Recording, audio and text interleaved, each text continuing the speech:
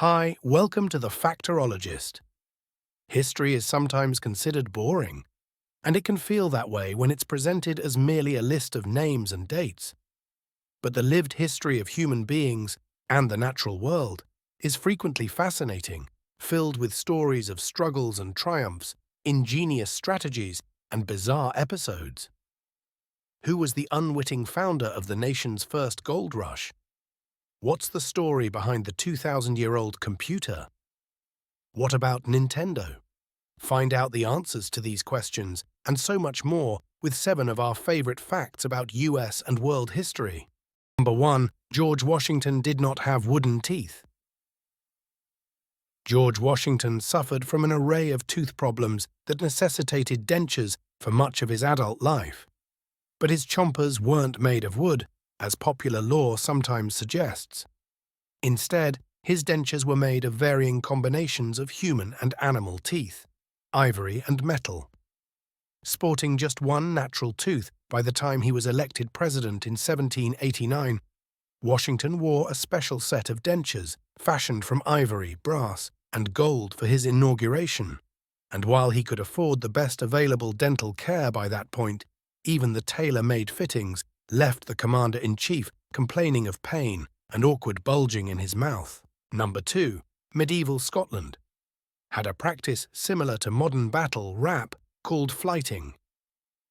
Battle rap features 2 rappers taking lyrical aim at each other with intricate and often devastating rhymes. During these battles, no insult, artistic or otherwise, is off-limits, and that's a sentiment that 15th and early 16th century Scottish poets might have shared. Medieval Scottish men of words linguistically barbed each other in a practice known as flyting, based on the Old English word flytan, meaning to quarrel, often as entertainment for the Scottish king and his royal court. The most famous of these battles that still survives, known as the Flyting of Dunbar and Kennedy, featured Scottish poets William Dunbar and Walter Kennedy entertaining the court of James IV in the early 16th century. Among its many famous attributes, it's the first recorded moment of scatological humour. One of the more family-friendly examples of its insults, translated from Middle Scots, reads, "Grovel for grace, dog-face, or I shall chase you all winter, howl and yowl, owl." Number 3. The first post office in the US was established in a tavern. Benjamin Franklin is often credited with launching the US Postal Service after the Continental Congress authorized him to create postal routes in 1775. But before the ingenious founding father became the first US postmaster, there was another important mail manager, a tavern owner by the name of Richard Fairbanks. About 136 years before Franklin's post office management, Fairbanks's Tavern became the first post office in the United States. There, the businessman, who was permitted to sell wine and strong water along Boston's Water Street, became responsible for collecting and distributing mail. Combining a post office and a bar might seem unusual by today's standards, but in the 17th century it was a common and clever system. European practices of the time often designated inns and taverns as post offices because they were regular gathering spots within communities. Public houses had a major influence on colonial life too, providing meals and directions for travelers, entertainment, and news. That logic is why, on November 6, 1639, the Massachusetts General Court designated Fairbanks Tavern as the official post office for all letters which are brought from beyond the seas, specifically meaning any correspondence between the colony and Great Britain. Fairbanks was paid 1 penny for each letter he handled. As for intercolonial mail, early Americans were resourceful at communicating with fellow New Worlders, privately sending their letters throughout the colonies with the help of traveling neighbors and merchants. Number 4. The first U.S. gold rush was started by a 12-year-old boy. Although the 1848 California gold rush was the largest in U.S. history, it wasn't the first. That distinction belongs in the state of North Carolina, where in 1799, Conrad Reed, the 12-year-old son of a Hessian Revolutionary War deserter named John Reed, found a 17-pound gold nugget in Little Meadow Creek, outside Charlotte. At first, not knowing what his son had stumbled across, the elder Reed used the rock as a doorstop for his home's front door. It wasn't until 1802, when he took the rock to a local jeweler, that he began to grasp the enormity of his son's discovery, although he sold the nugget for far less than it was actually worth. By 1803, Reed had established the first gold mining operation in the US. As local papers reported on his business, nearby farmers began hunting for gold on their own properties by searching shallow riverbeds, a practice known as placer mining. When these shallow-lying deposits dried up in the 1820s, companies ditched the gold pans and began excavating lode mines, which required many more workers. Until 1828, North Carolina was the only gold-producing state in the Union, and its gold rush reached its peak in the 1830s and 1840s, when the industry employed nearly 30,000 people. The state's gold-hued fortunes changed once the first reports of wealth out west arrived in the Carolinas.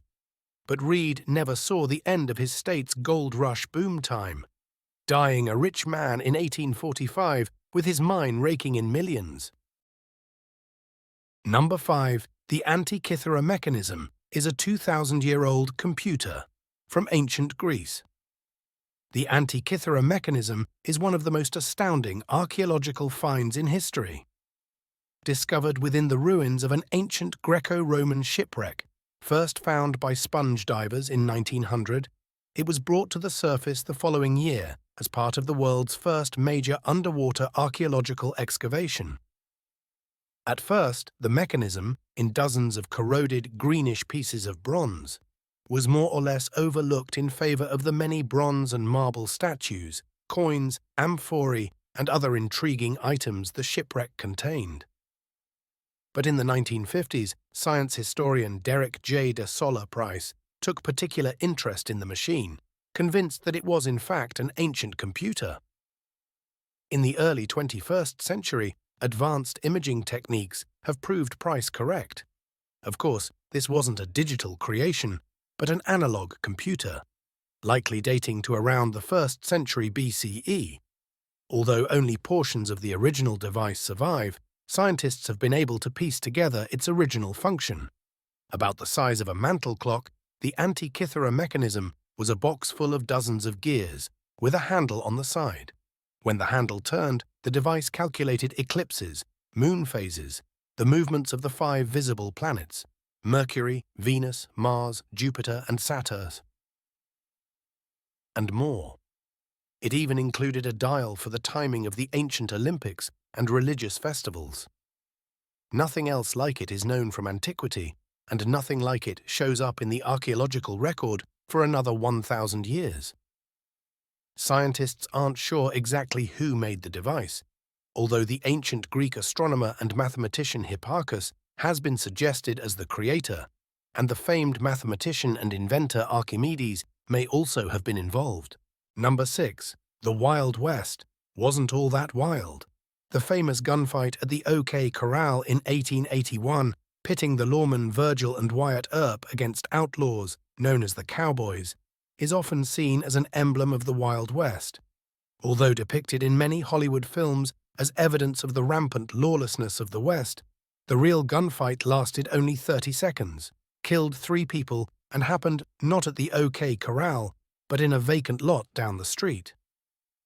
Overall, the episode was a relatively minor one in the history of Western North America, but it's a moment that has become almost legendary in the romanticization of the Wild West, a period of American history stretching from about 1850 until 1900. Although areas where people struck gold saw a relatively significant uptick in crime, most of the supposedly Wild West was tamer than you may imagine. Economists, historians, and authors argue that for the most part, settlers understood the importance of solving matters civilly, and some towns even passed gun control measures. Although Native Americans suffered egregious injustices during this period, The idea that they massacred white settlers in large numbers has also been exaggerated, and many were actually tolerant of wagon trains headed west. Number 7. Nintendo was founded before the fall of the Ottoman Empire. The Ottoman Empire feels like an entity of a time long past, while the name Nintendo conjures up images of modernity, electronics, video games, arcades, and mustachioed plumbers. However, Nintendo was actually founded before the Ottoman Empire ended. When the Ottoman Sultanate was eliminated in 1922 after the widespread geographic shuffle that followed World War I, Nintendo had already been in business for 33 years.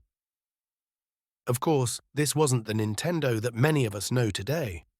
Nintendo didn't make its first electronic video game until 1975. Founded on September 23, 1889, Nintendo originally sold playing cards, specifically Japanese-style cards called Hanafuda. The company did pretty well, but decided to expand further in later decades.